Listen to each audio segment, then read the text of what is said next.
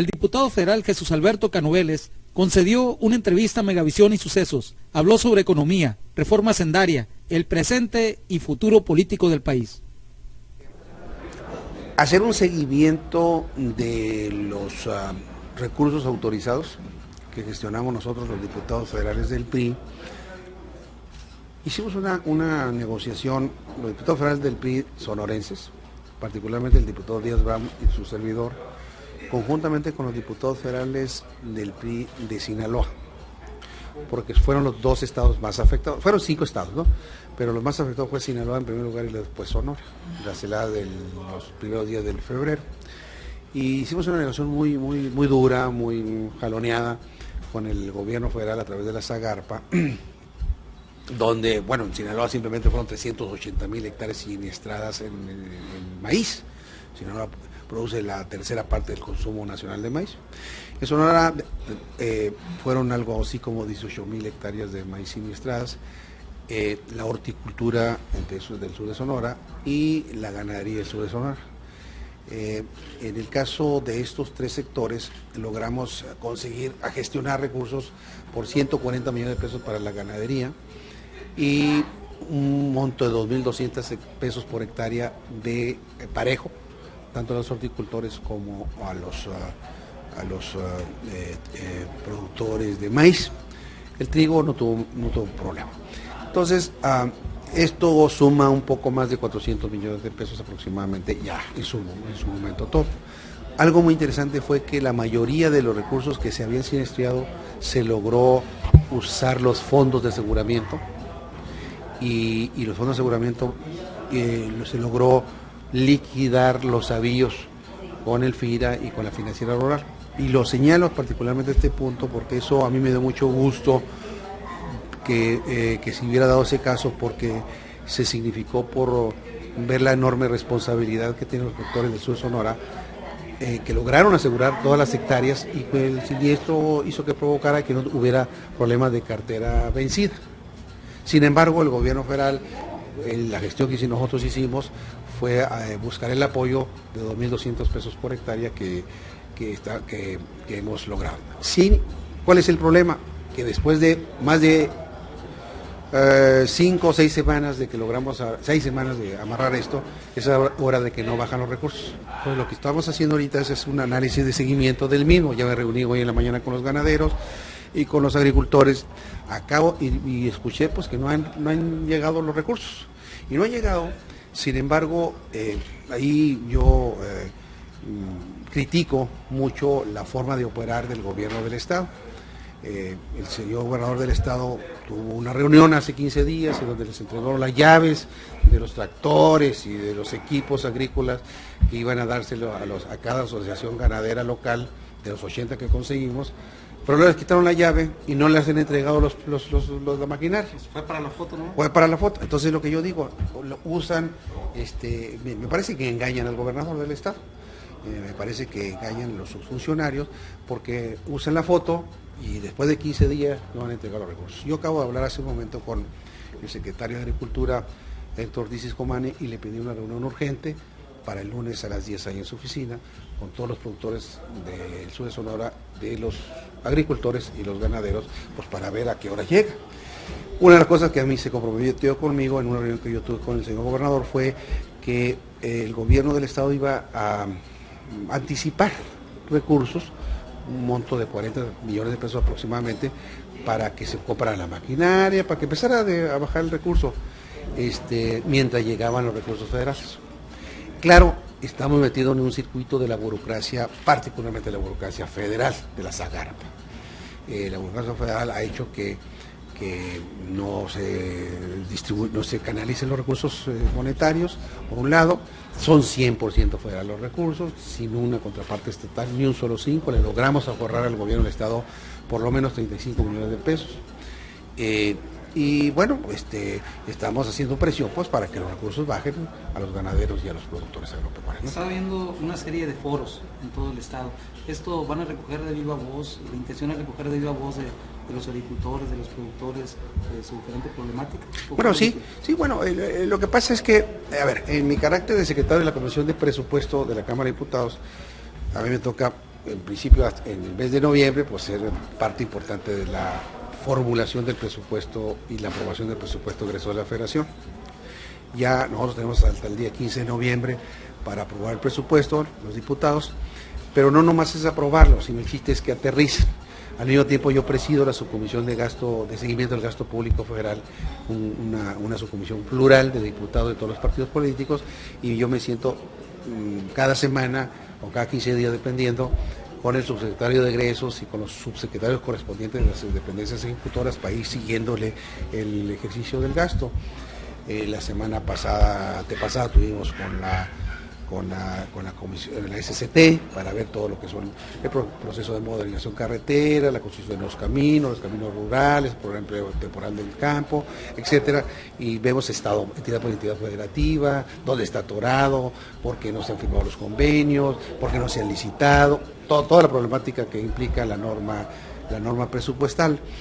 Y la semana que entra, el miércoles, tenemos reunión con la Comisión Nacional del Agua para ver otros de los problemas que tiene la Comisión Nacional del Agua, por ejemplo, por qué no han aterrizado los recursos aquí en el Valle del Yaqui en materia de lo que es la pavimentación o el revestimiento de los canales. El año pasado se tuvo subejercicio o no se erradicaron los recursos, hoy apenas han radicado el 70% de los mismos.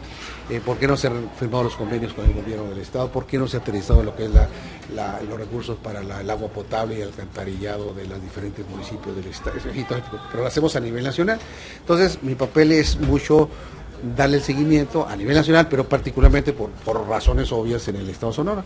Y lo que ando haciendo ahorita es, primero, pues, ver cómo están aterrizando, detectando los problemas, primeramente con los recursos emergentes de la sequía y segundo, con los programas normales aprobados en el presupuesto de egresos.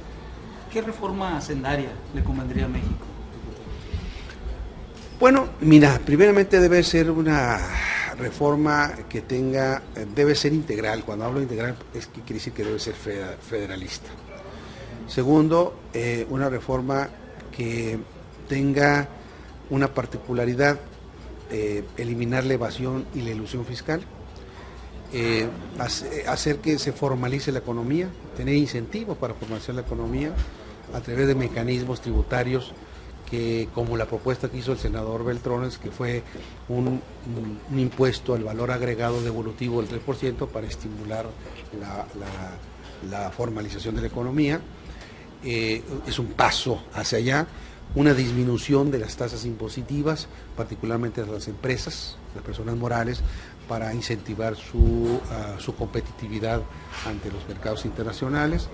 Una elevación de la tasa de las personas físicas que ganan arriba de 500,000 pesos mensuales hasta llegar hasta el 35% para darle progresividad al impuesto a las personas físicas. Una disminución en la tasa de las empresas, pero sobre todo ir a la búsqueda de estimular la inversión. Es decir, el que invierte más paga menos en materia de las empresas, ¿no? Entonces estimulas a través de mecanismos que estamos buscando al eliminar el YETU, y convertir el YETU y el impuesto a la renta en un solo impuesto. Simplificas la vida del contribuyente, pero le das la facilidad de que aquel que invierte más paga menos. Y luego la formalización de la economía a través del impuesto devolutivo al valor agregado, disminuyendo las tasas ceros y los exentos a aquellos productos que no necesariamente tienen que tenerlo, y determinar una canasta básica en tasa cero en alimentos, y no se tocan las medicinas. Pero las medicinas, no lo que parezca medicina.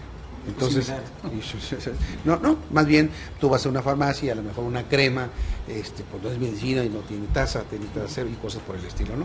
Entonces, o vas a comprarte comerte una paleta que te vale 40 pesos la paleta de la Häagen-Dazs, ¿no? Y bueno, pues es un derivado de la leche y estás a cero, pues no. Entonces, eliminar la regresividad que tiene el impuesto al valor agregado, gravando aquellos productos que, aunque sean derivados de la leche o que sean derivados de algún enlatados, por ejemplo, tienen que pagar IVA porque no lo consumen las clases, más desfavorecidos. Imagínate una persona que gana el salario mínimo, 2 salarios mínimos, son 100 pesos y una paleta vale 40 pesos, ¿no? Entonces, son de las incongruencias que tenemos en este país. Entonces, una reforma, contestando tu pregunta, una reforma haciendaria que alinee los incentivos a pagar, que todo el mundo pague, que pague menos en términos de tasa, que se formalice la economía y que se grave más al que más tiene.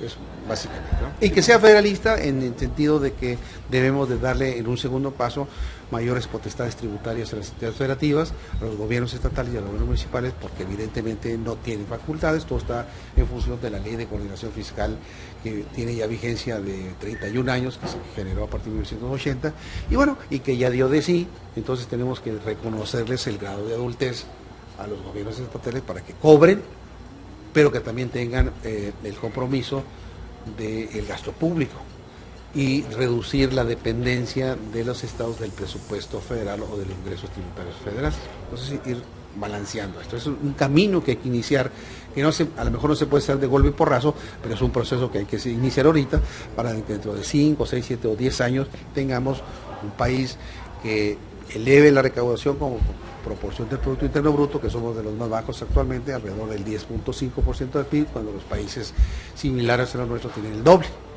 y dejar de ser dependientes de los ingresos petroleros, que tenemos un grave problema, ¿no? Ya que hablamos de recursos energéticos, se habla de un subsidio millonario a la cuestión de energéticos. ¿Qué me dice al respecto? Bueno, mira, lo que pasa es que aquí tenemos también en México un proceso de desalineación de la política, uno de gasto público y uno de la política tributaria. Tenemos, por ejemplo, el precio de la gasolina y del diésel. El precio de la gasolina y del diésel está determinado por un gran contenido de tipo recaudatorio, cuando debe ser un bien que sea como cualquier bien de uso común. Es decir, por ejemplo, en Estados Unidos, cuando los precios del petróleo están altos, la gasolina sube, pero cuando están bajos, la gasolina baja. Aquí en México, cuando los precios están altos, la gasolina sube más que proporcionalmente, y cuando está bajo, se queda igual, o no baja, o no baja. Bueno, entonces, como está determinado por un aspecto de tipo recaudatorio, debiera haber un precio móvil. Si hubiera un precio móvil, por ejemplo, cuando el precio del petróleo estuvo a 20, 22, 24, 25 dólares hacia el principio de la década del 2000, o ahora que está arriba de los 100 dólares, en aquella época debiera haber bajado la gasolina. Pero no, como el IEPS es el impuesto sobre producción y servicios, es un precio que va midiendo para tener determinado el precio final. Si está bajo, entonces todo esto es un ingreso recaudatorio de Hacienda. Si es al revés, como ahorita el precio está alto, el IEPS es negativo, y si es negativo se convierte en subsidio explícito hacia la sociedad. Eso es uno. Segundo, bueno, mira, en el país tenemos un parque vehicular de alrededor de 22 millones de autos, aproximadamente. 22 millones de autos significaría que proporcionalmente el número de familias son como 30 y tantos millones de familias aquí en el país. Bueno, diría, pues el 60-70% tiene auto. Pues no, porque la mayoría de los mexicanos, el 80% de los mexicanos no tiene automóvil.